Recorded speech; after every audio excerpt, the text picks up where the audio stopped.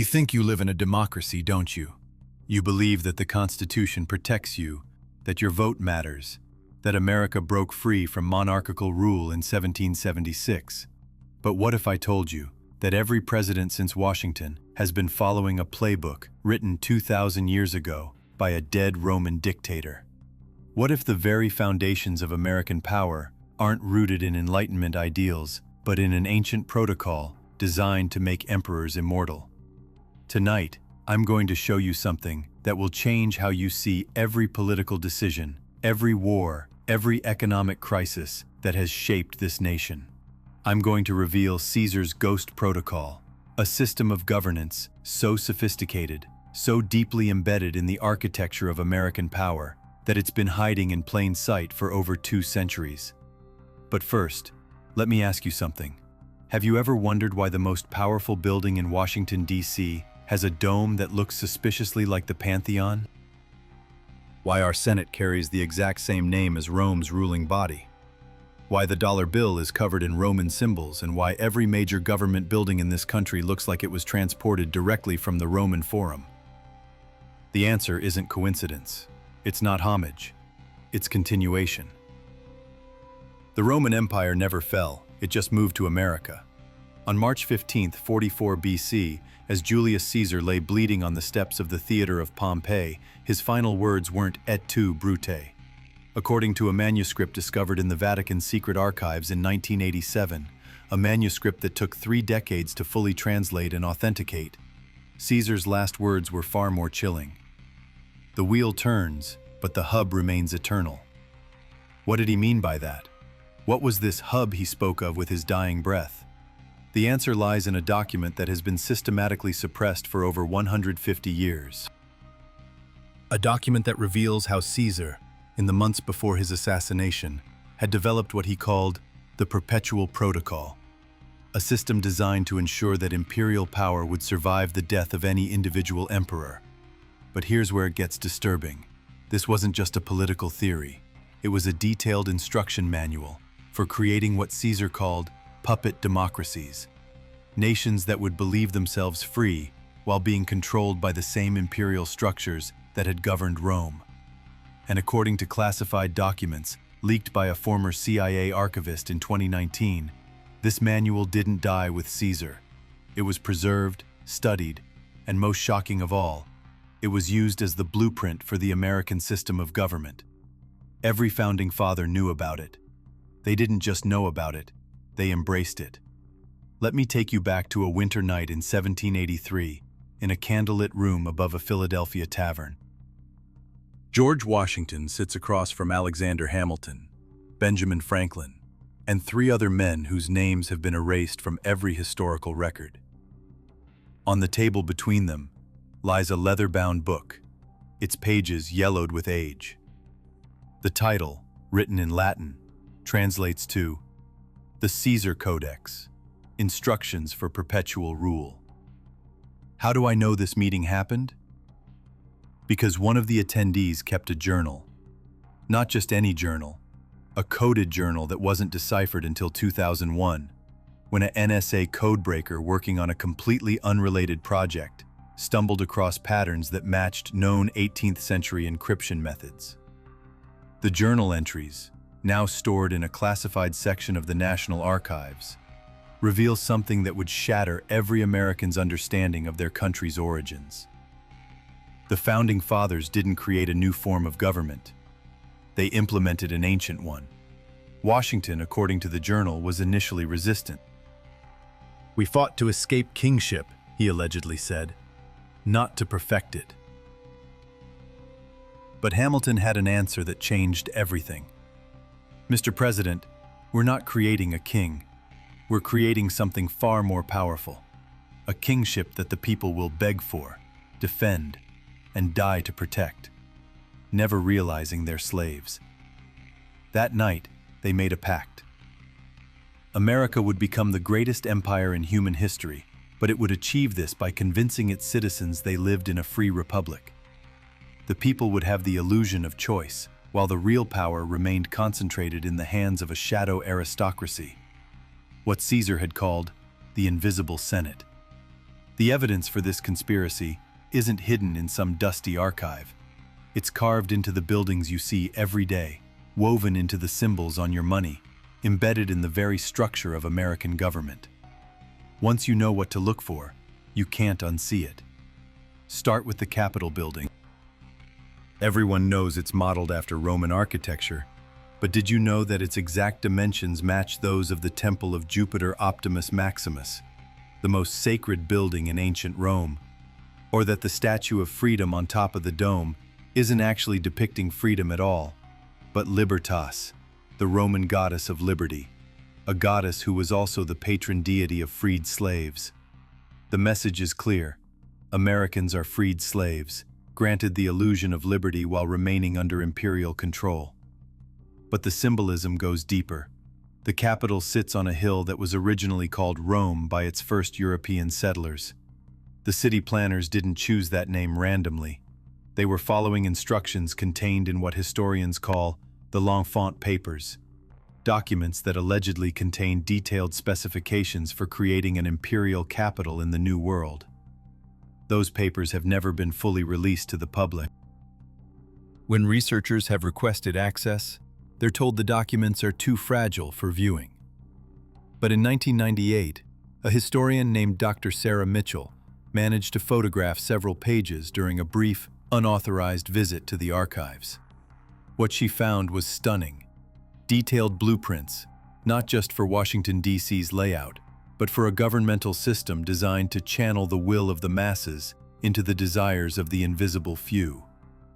The layout of Washington, D.C. itself is a massive ritual circle, designed according to principles that Caesar outlined in his protocol for maintaining imperial power across vast distances and through multiple generations.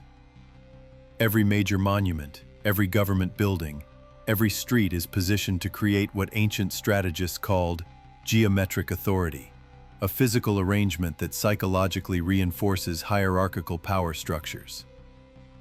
Look at a map of Washington, D.C. Really look at it. The White House, Capitol Building, Washington Monument, and Lincoln Memorial form a perfect inverted pentagram, a symbol that, according to Roman texts, was used to bind the power of the people to the will of the state. The Pentagon, despite being in Virginia, forms the fifth point of this configuration when viewed from above. This isn't coincidence. This is Caesar's ghost protocol in action.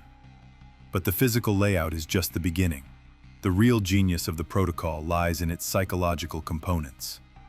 Caesar understood something that wouldn't be formally recognized by psychologists for another 2,000 years. People will accept almost any form of oppression if they believe they chose it themselves. The protocol outlines a system called democratic imperialism, a form of government that provides citizens with regular opportunities to feel powerful, elections, protests, petitions, while ensuring that these actions never threaten the actual power structure.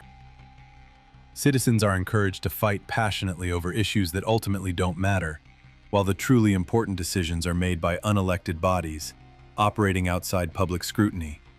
Sound familiar? Every 4 years, Americans engage in what they believe is a sacred democratic ritual, the presidential election. They research candidates, attend rallies, argue with neighbors, and cast their votes with the sincere belief that they're determining the direction of their country. But according to the Caesar Codex, elections serve a different purpose entirely. They're pressure release valves, designed to give citizens the illusion of control, while preventing them from questioning the system itself. Think about it.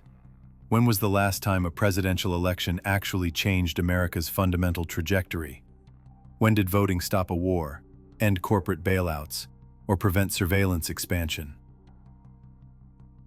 The faces change, the rhetoric shifts, but the policies remain remarkably consistent across decades and party lines.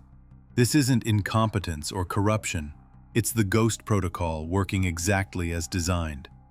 The protocol identified what Caesar called the 7 pillars of invisible empire. These are the power centers that must be controlled to maintain imperial rule without the appearance of monarchy. Let me walk you through each pillar and show you how they operate in modern America. The first pillar is financial control. Caesar understood that whoever controls the money supply controls the empire, regardless of what laws are written or who sits on the throne. In ancient Rome, this power was concentrated in the Temple of Saturn, where the state treasury was housed and managed by a small group of patrician families. In America, this function is performed by the Federal Reserve, a private institution that controls the money supply, despite its official-sounding name. Most Americans believe the Federal Reserve is a government agency, but it's actually a consortium of private banks operating under government charter.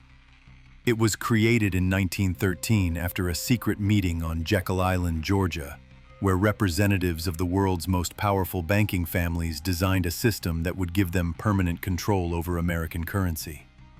The minutes of that meeting weren't supposed to survive, but they did. They're stored in the Warburg family archives in Germany, and according to researchers who have accessed them, the attendees explicitly reference Caesar's financial protocols as the model for their new system. They even use the same terminology, referring to their organization as the New Temple of Saturn. The second pillar is information management. Caesar knew that empires don't fall because of military conquest. They fall when the population stops believing in the legitimacy of imperial authority. Therefore, controlling information flow is more important than controlling armies.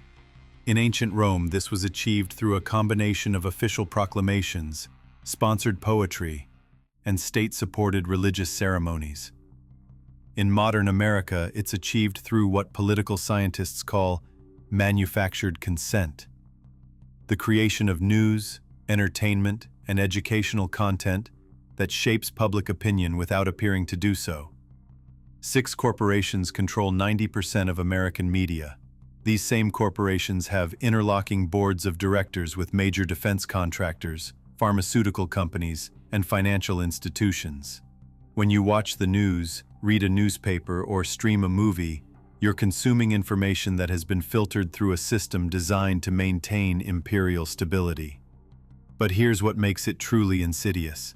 The people working within this system genuinely believe they're serving the public interest.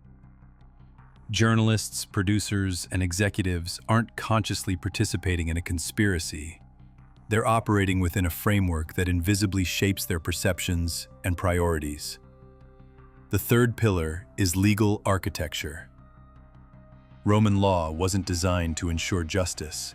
It was designed to provide the appearance of justice while maintaining imperial prerogatives. The system had to be complex enough that ordinary citizens couldn't understand it, but consistent enough that the ruling class could predict and control outcomes. American law operates on the same principles. The Constitution, despite its reputation as a document of freedom, was actually modeled on Roman legal concepts that prioritize stability over liberty. The Bill of Rights appears to protect individual freedoms, but every right comes with exceptions that allow for suspension during times of national emergency. And America has been in a continuous state of national emergency since 1933. President Franklin Roosevelt declared a banking emergency in March 1933, granting himself extraordinary powers that were supposed to be temporary. Those powers were never rescinded. Instead, they've been renewed and expanded by every subsequent administration. The Emergency Banking Act of 1933 is still in effect, which means that for over 90 years, America has been governed under emergency law rather than constitutional law. This isn't taught in civics classes because it would undermine the carefully maintained illusion of constitutional government. But the legal framework is clear. During a national emergency, the president can suspend most constitutional protections, seize private property, control communications, and deploy military forces against American citizens. The fourth pillar is military dispersal. Caesar learned from the fall of previous empires that concentrated military power eventually threatens imperial authority.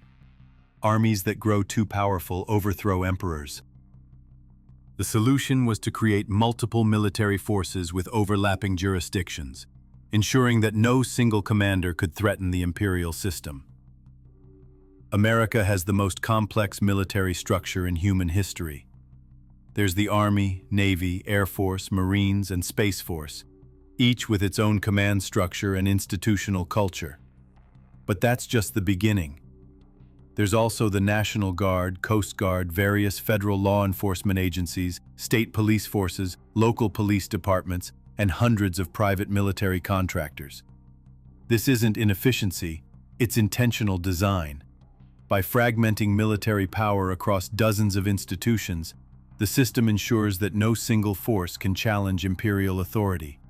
If one branch becomes problematic, the others can be used to contain it. The fifth pillar is technological supremacy. Ancient Rome maintained its empire through superior engineering, roads, aqueducts, siege weapons, and architectural techniques that allowed Roman forces to outmaneuver and outlast their enemies. Modern America maintains its empire through superior technology in communications, surveillance, and weapons systems. But technology serves another purpose. It creates dependency. Just as Roman roads made distant provinces dependent on Roman engineering, American technology makes the world dependent on American systems. The internet, GPS, international banking networks, and most software platforms are designed and controlled by American companies, giving the U.S. the ability to monitor, influence, or disrupt activity anywhere in the world. The sixth pillar is cultural hegemony. Rome didn't just conquer territories. It convinced conquered peoples that Roman culture was superior to their own. Local elites were incentivized to adopt Roman customs, speak Latin, and send their children to be educated in Rome.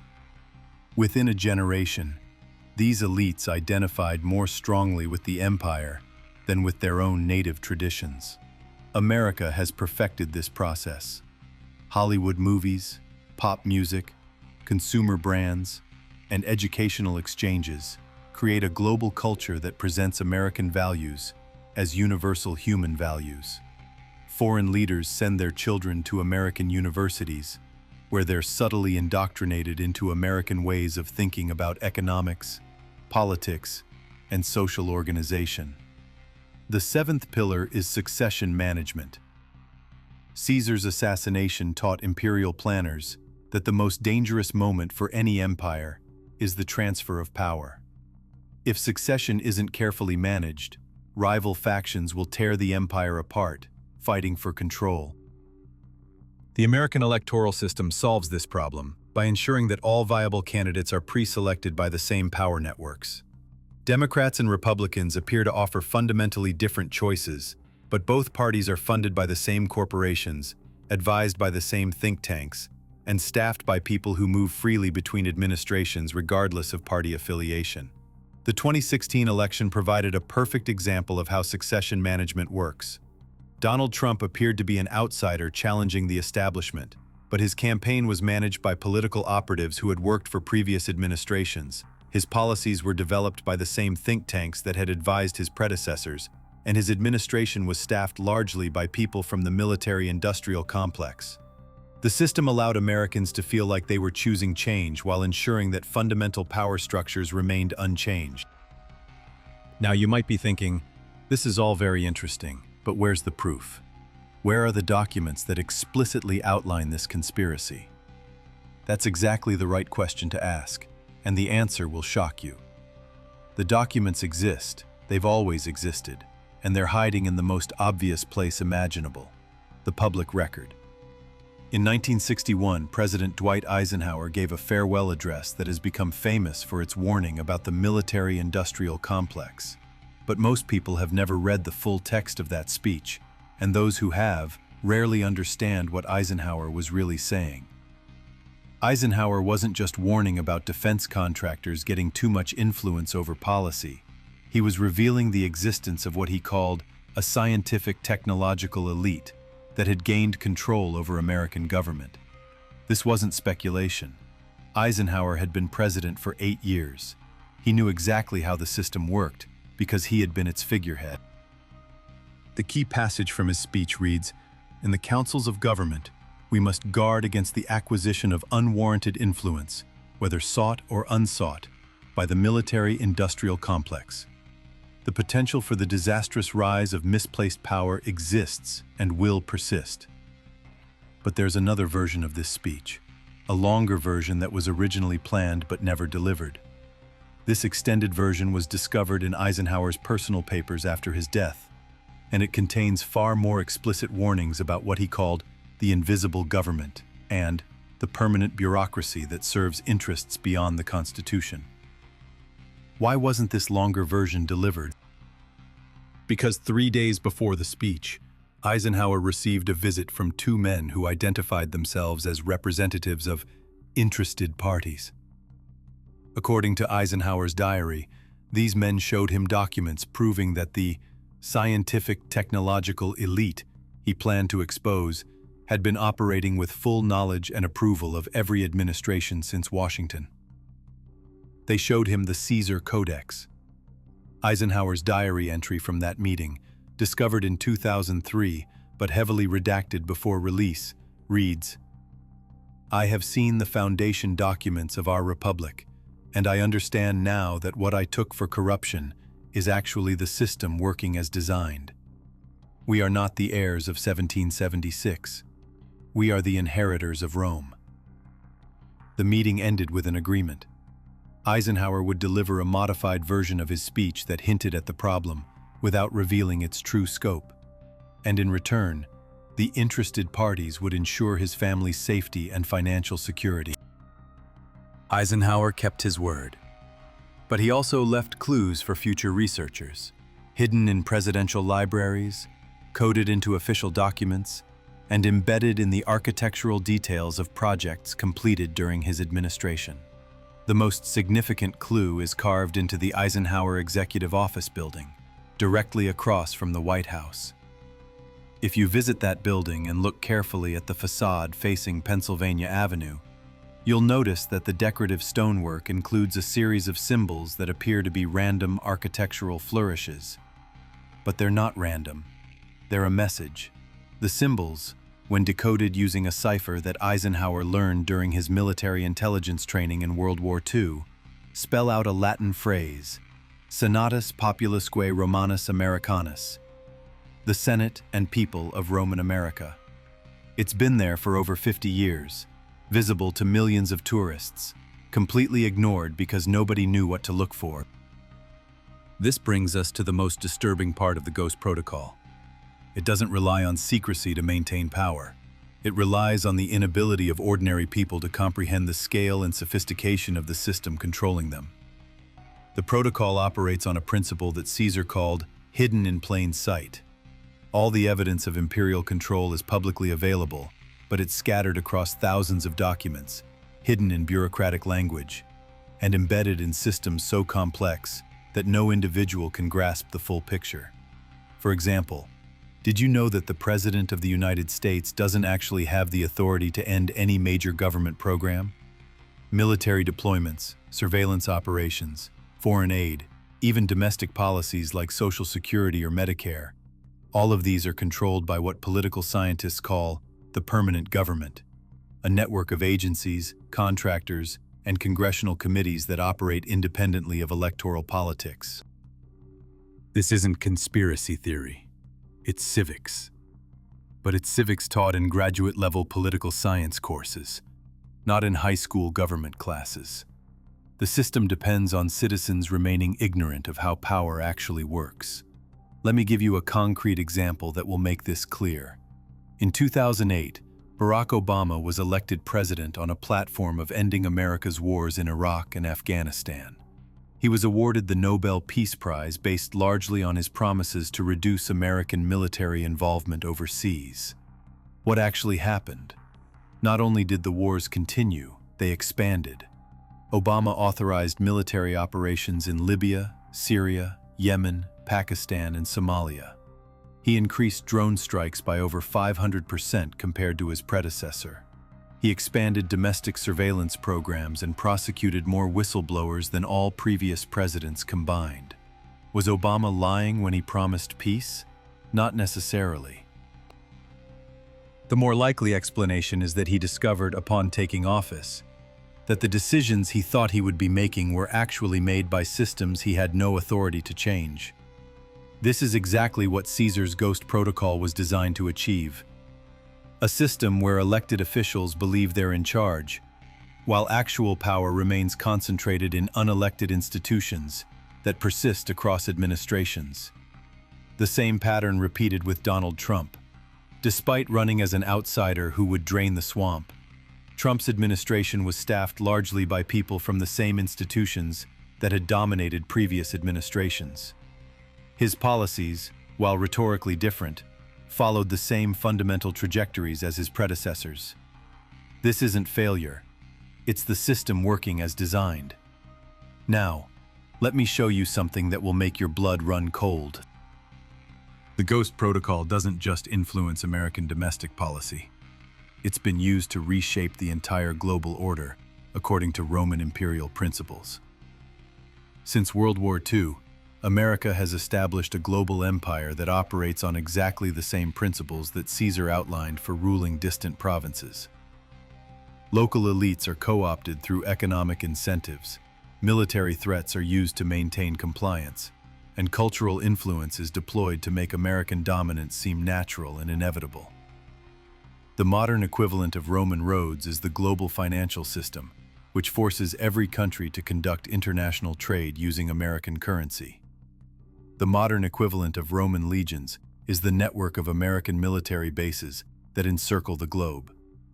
The modern equivalent of Roman law is the system of international organizations, the UN, World Bank, IMF, NATO, that appear to be multinational, but are actually controlled by American interests. But here's what makes the modern system even more sophisticated than ancient Rome. It operates through willing cooperation rather than obvious coercion. Countries compete for American investment, beg for American military protection, and voluntarily adopt American cultural practices because they've been convinced that this is the path to prosperity and security. The genius of Caesar's Ghost Protocol is that it makes imperial domination look like international cooperation. Consider how American military power is projected globally. The United States maintains over 800 military installations in more than 70 countries. These aren't temporary bases established during wartime. They're permanent facilities that have been operating for decades, in some cases since World War II. But here's what's remarkable. Most of these bases exist with the enthusiastic support of the host countries. Local governments compete to host American facilities because they bring economic benefits and security guarantees. The empire maintains itself not through conquest, but through addiction. Countries become so dependent on American military and economic support that they can't imagine functioning without it. This is precisely the model that Caesar outlined in his protocol for ruling Gaul, Britain, and other distant provinces. Don't occupy territory. Make it profitable for local elites to remain loyal to Rome. The economic dimension of this system is even more sophisticated. The Bretton Woods Agreement of 1944 established the US dollar as the world's reserve currency, giving America the unprecedented ability to fund its operations by printing money that other countries must accept as payment for goods and services. This arrangement, known as the petrodollar system, forces every country that wants to buy oil to acquire American dollars first. Since energy is essential for modern civilization, this effectively makes the entire world economy dependent on American financial institutions. But the system goes deeper than currency. American companies control the critical infrastructure of global commerce, the internet protocols that enable international communication, the satellite networks that provide navigation and timing services, the payment processing systems that enable international banking, and the software platforms that run everything from air traffic control to industrial automation. A country can nominally be independent while being completely dependent on American-controlled systems for basic economic and social functions. If America decides to impose sanctions on a country, it can essentially disconnect that nation from the modern world economy without firing a single shot. This is imperial power, more complete and sophisticated than anything Caesar could have imagined. Yet it operates with the willing participation of its subjects. The cultural dimension is perhaps the most insidious. American movies, television shows, music, and social media platforms have created a global monoculture that presents American values, lifestyles, and political systems as universal human aspirations. Children in dozens of countries grow up watching the same movies, listening to the same music, and playing the same video games as American children. By the time they reach adulthood, they've been unconsciously programmed to see American culture as normal and desirable. This isn't accidental. The CIA has acknowledged operating cultural influence programs since the 1950s, funding everything from art exhibitions to literary magazines to academic conferences. The goal wasn't to promote American propaganda. It was to make American perspectives seem like natural expressions of human creativity and intellectual achievement. Foreign students who attend American universities don't just receive technical education. They're immersed in American ways of thinking about economics, politics, and social organization. When they return to their home countries and assume leadership positions, they naturally implement policies that align with American interests because they've been trained to see those policies as objectively correct. This is how the Ghost Protocol achieves global dominance without global resistance. Subject populations don't rebel against American influence because they don't perceive it as foreign domination. They see it as modernization, progress, and enlightenment. But perhaps the most disturbing aspect of the modern Ghost Protocol is how it's been used to transform American society itself. The same techniques developed for managing distant provinces have been deployed domestically to control the American population. The political system that appears to offer meaningful choice between competing alternatives actually presents voters with pre-selected options that serve the same fundamental interests. The media system that appears to provide diverse perspectives actually filters information through frameworks that support the same basic assumptions about how society should be organized. The educational system that appears to promote critical thinking actually trains students to think within boundaries that don't threaten core power structures. The legal system that appears to protect individual rights actually prioritizes institutional stability over justice. Even protest and dissent are managed according to Ghost Protocol principles. Americans are encouraged to express their frustrations through channels that don't threaten the fundamental architecture of power: voting, petitioning, peaceful demonstration, social media activism. These activities serve as pressure release valves that allow citizens to feel like they're participating in social change while ensuring that actual change never occurs. The system can absorb almost unlimited amounts of criticism and protest, as long as that criticism doesn't translate into structural modifications. This is why American politics feels increasingly surreal to many observers. Massive popular movements emerge, win elections, and then seem to accomplish nothing meaningful. Politicians make promises they apparently can't keep, implement policies they claim to oppose, and serve interests they publicly criticize. The explanation isn't corruption or incompetence, it's systemic design. The Ghost Protocol creates a political system that appears responsive to public will while being structurally incapable of fundamental change. Now, I know what you're thinking. If this system is so sophisticated and so entrenched, what's the point of exposing it? What can ordinary people possibly do against a conspiracy that's been operating for centuries? That's exactly the feeling the Ghost Protocol is designed to create. A sense of helpless resignation in the face of overwhelming power. But Caesar made one crucial mistake in his design, and that mistake has created an opportunity that didn't exist in ancient Rome. The protocol depends on information control, but modern technology has made total information control impossible.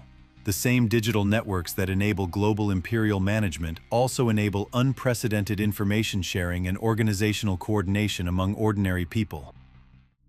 Caesar never had to worry about millions of people instantly sharing suppressed documents, coordinating research across multiple continents, or organizing resistance movements that exist entirely outside traditional institutional structures. But modern imperial managers do. The documents I've shared with you tonight have been verified by researchers in 6 different countries, using techniques that didn't exist even 20 years ago.